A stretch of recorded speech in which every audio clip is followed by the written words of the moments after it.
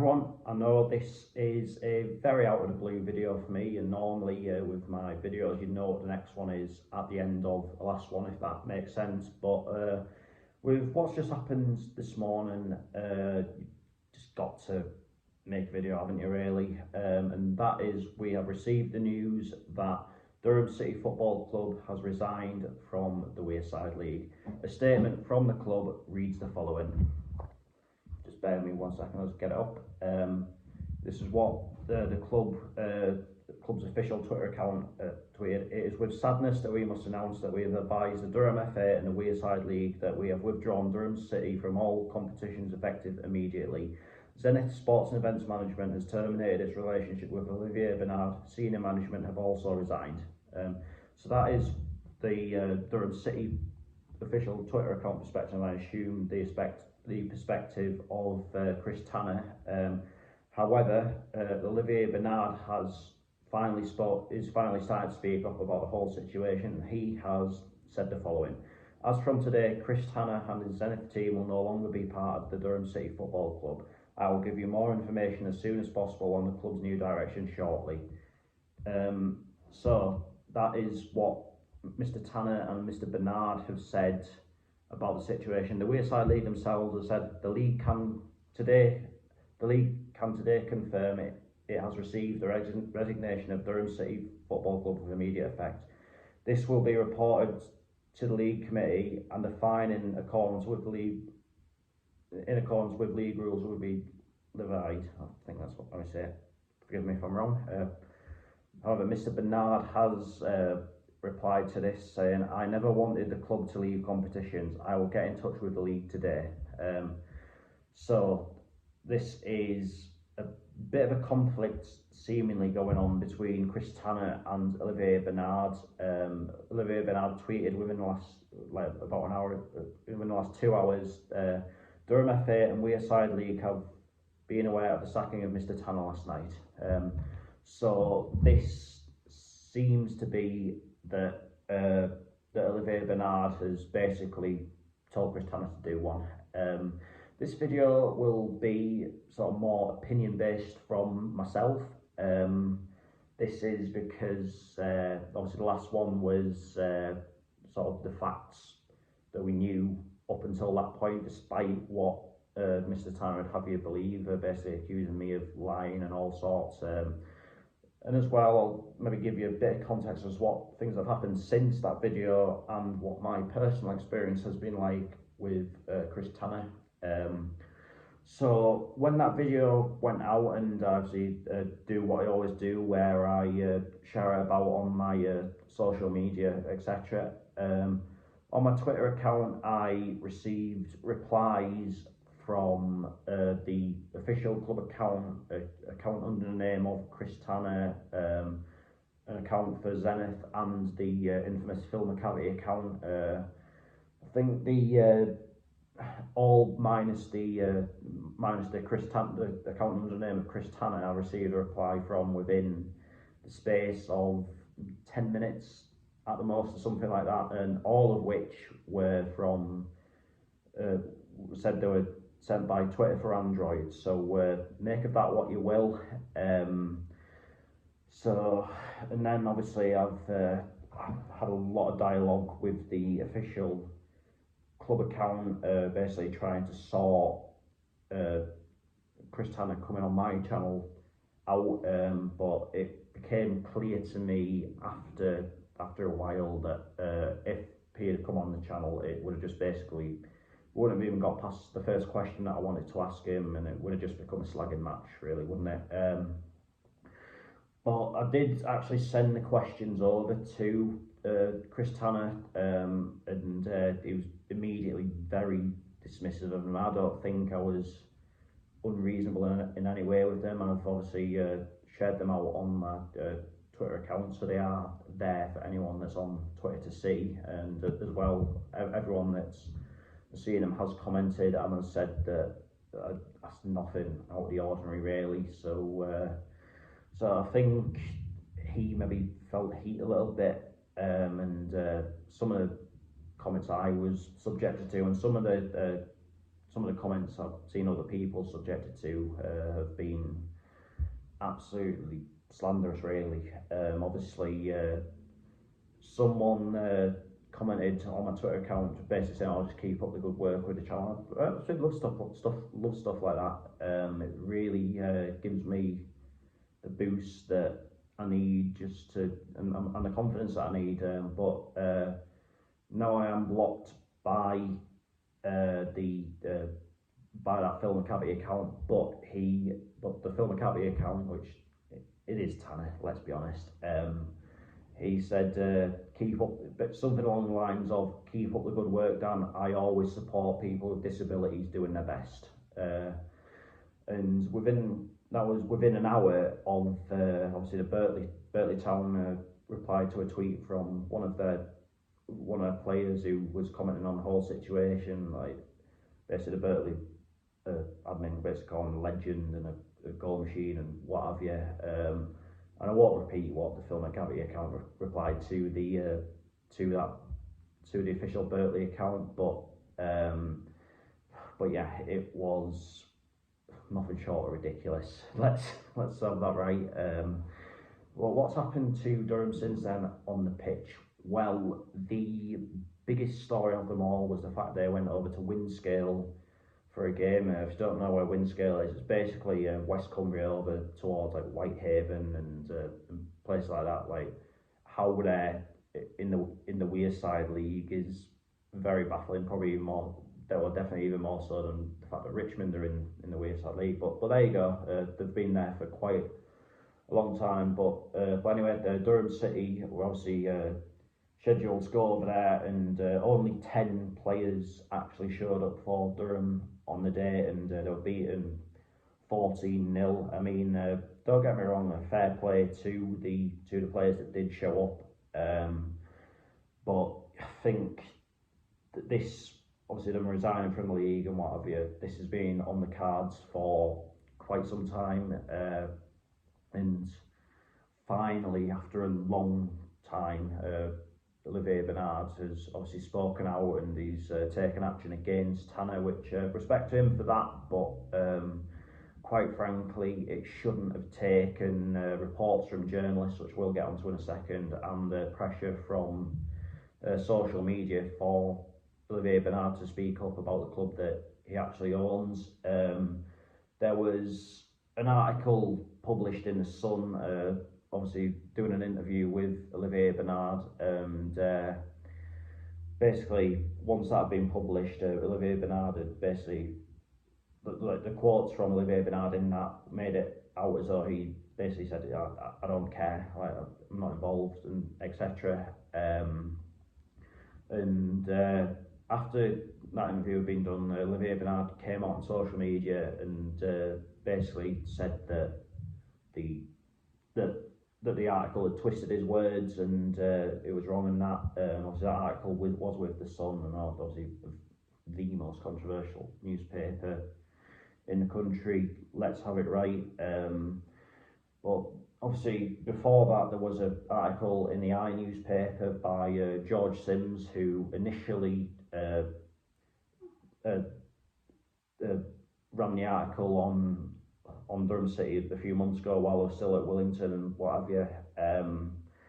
And he basically, obviously with it being the I newspaper, it was then on a national scale, and there was just all sorts of findings about Tanner. Basically Tanner had accused him of being a meth dealing student.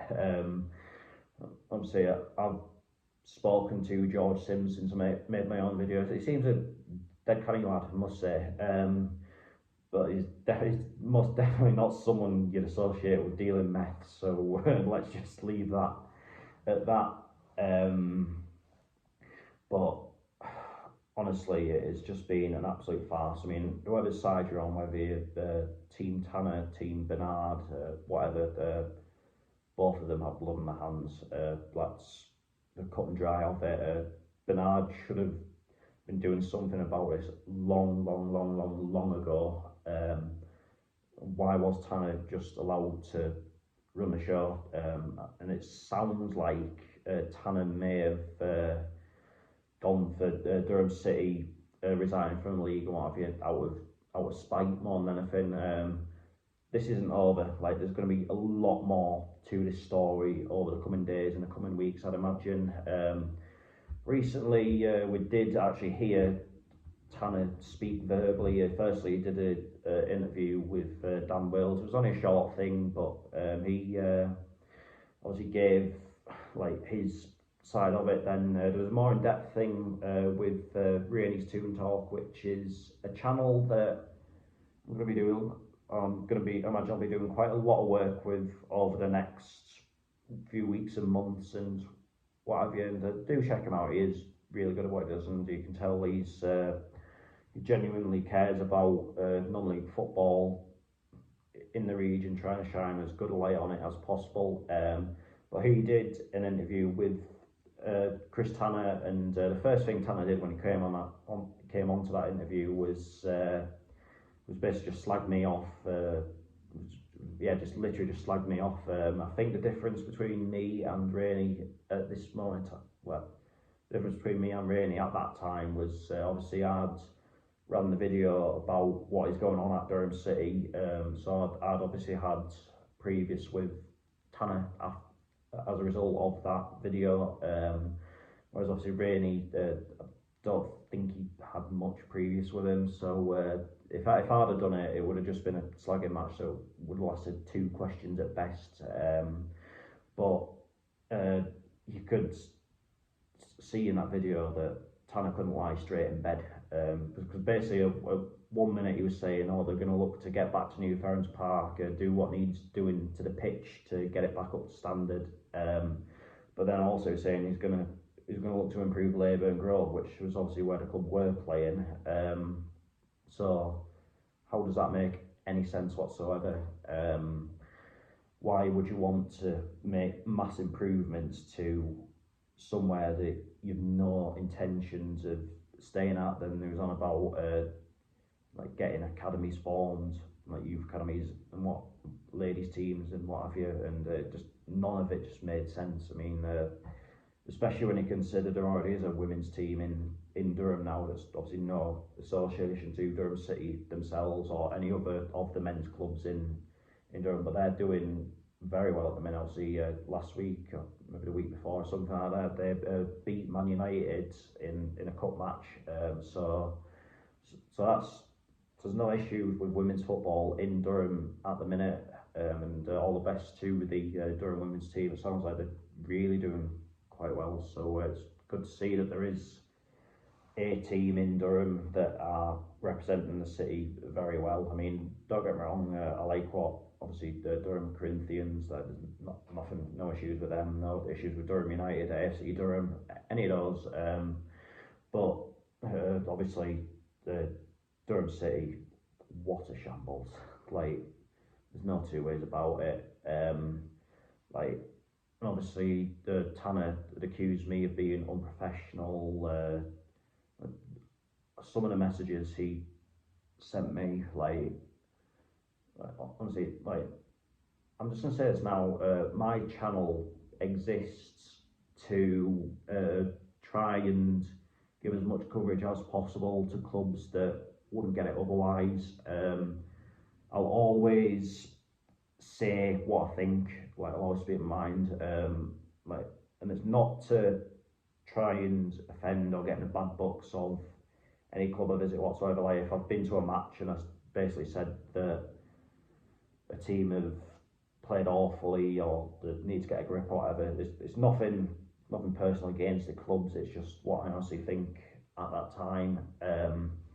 But yeah, like, this has just been an absolute shambles that's gone on for a lot of years, and the fact that it's come to this, and you imagine the next step in the ladder probably would be Durham City folding, despite the fact that I think Olivier Bernard is trying to get the tide turned on the resignation, obviously saying that he didn't want that to happen and what have you. But this is a club that needs to go back, get, like, basically be in the hands of people that actually would care. Like, let's be real about that.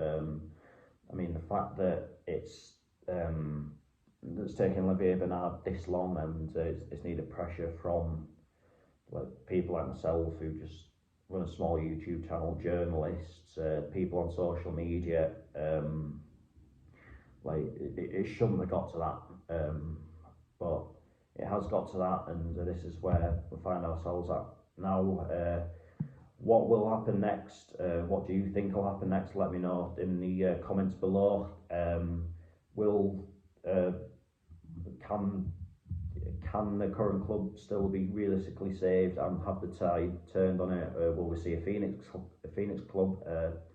Apparently, Chris Tanner is looking to form a Phoenix club in Wearside League Division 3. I mean, how he's going to get any support for that whatsoever absolutely baffles me. Like, who'd want to play for it? Who'd want to support it? That kind of concept. So yeah, really and truly horrible, bizarre situation, and I really hope that Chris Tanner is not allowed anywhere near a football club ever again. Like, he's shown he's not fit for purpose. He's lied. He's insulted people. Yeah, and quite frankly, he's not welcome on my channel. Like, I'll happily talk to the former secretaries. I'll even happily talk to Olivier Bernard, but Tanner's coming nowhere near this channel. I can tell you that now. I don't care what he calls me. Like, you can call me a coward, like he's done numerous times. You can call me Ding Dong Dan, which I imagine is just a play on words, given that my surname's Bell. You can call me whatever the hell you want, but he's not coming on his channel, and I'm not going to entertain him, because he doesn't deserve to be entertained, does he? So yeah, bit of a flash out of pan video. Obviously, as you can tell, maybe not one I've had that much time to prepare for. Obviously, the previous Durham City video I made, I was preparing for it. Like, I'd had several days to get ready for it, write down what I wanted to say, etc. But I think what needs to happen now is Olivier Bernard needs to pay Willington what they owed, and obviously Willington right now are struggling enough as it is. Obviously, the bottom of Northern League Division 2. So I'd urge, like, any sort of floating non-league football fans, groundhoppers out there, to get yourselves down to Willington at some point, because they really do deserve it. Help them get back on their feet a little bit, because it's a lovely club, it's a lovely ground. And an interesting fact about Willington's ground: it is the only ground in the Northern League where all four sides of the pitch have a covered stand, basically. So interesting, quirky fact for you there. But yeah, hopefully Olivier Bernard will pay Willington what they're owed. I hope, for the sake of the people of Durham and the people that genuinely care about the club, that one day there'll be a club representing the city of Durham, in the men's game at least, playing at a level that is remotely respectable and synonymous for the population and size of the city. And yeah, and as well, that Mr. Tanner never gets involved in football again. And yeah, and I think it's maybe time for Mr. Bernard to go as well, really. But that is that for this video, and I'll be back later on tonight with the video promised of the game between Mask United and Lancaster City. So until then, take care, and I'll see you later.